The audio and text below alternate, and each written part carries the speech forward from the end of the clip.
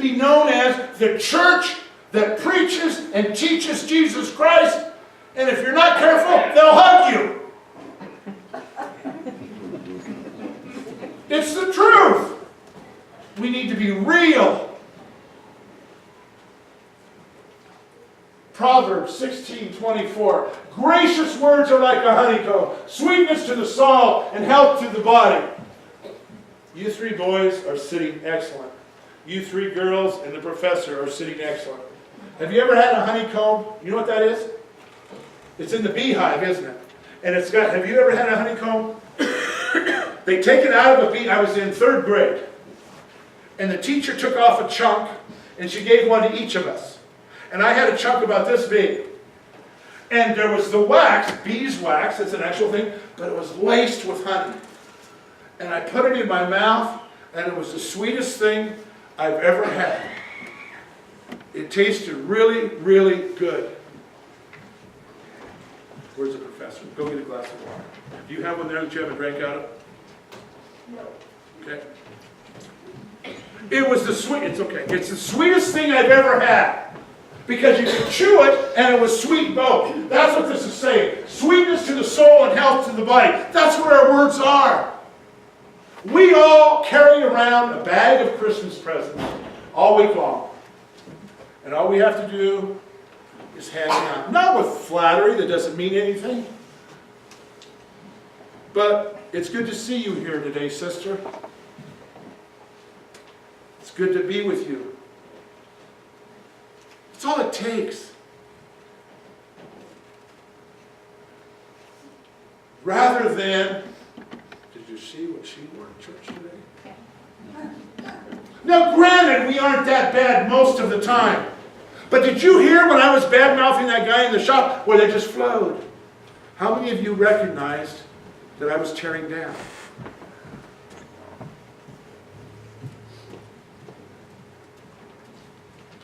Thank you, Trey.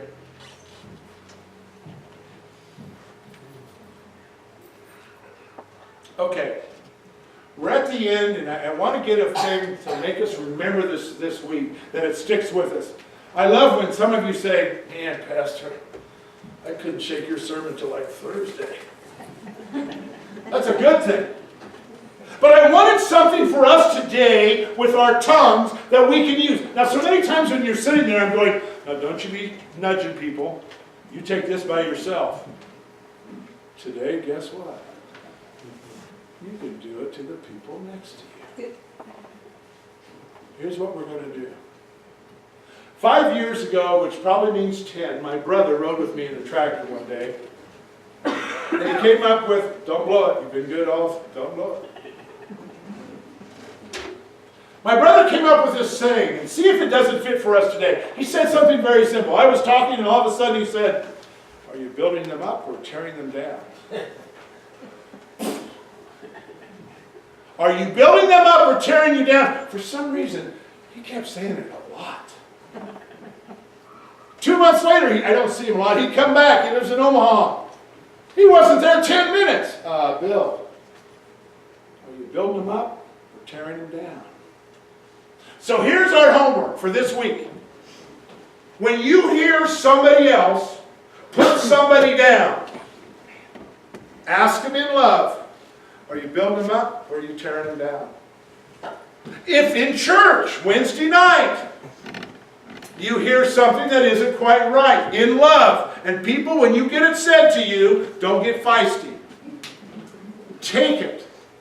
We all want to get better at this. Are you building them up or tearing them down? And I'll guarantee you one thing. If all of us are with people today and you make it till sleep time without hearing it, you're doing really good. Are you building them up or are you tearing them down? You see, it matters to God. You're talking about something God created. Yeah, but he's been in prison more than he's been out. God created him.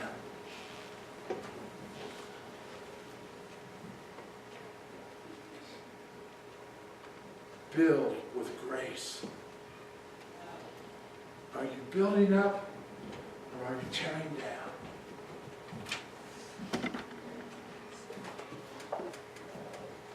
2 more verses. Most of you know this one. This is the church verse. Let us consider how to stir up one another to love and good works. Look at the next one. Not neglecting to meet together, as is the habit of some. In other words, get to church. But look at here. But encouraging one another all the more as you see the day drawing near. Many of you say to me, and I love it, when you say, I hope it comes right now. Okay, I hope it comes right now. Encouraging one another as you see the day drawing near. Last verse, and I saved it for last because there's some advertisement I saw. I think it might be dog food. But there's a hot brand, and at the end it goes, shh, and then it pulls it away, and you see it smoldering in there.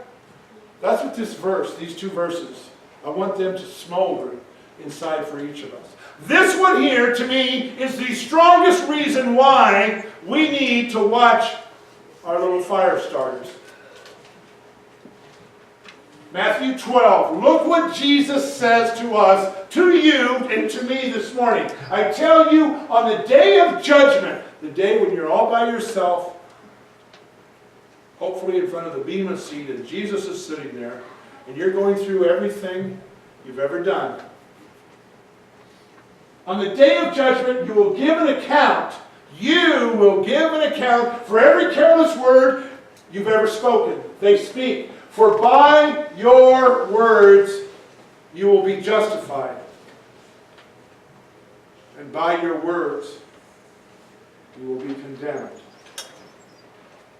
By your words you will be justified. By your words you will be condemned. We want justified words. We can work on this together. Are you building up or are you tearing down? Amen.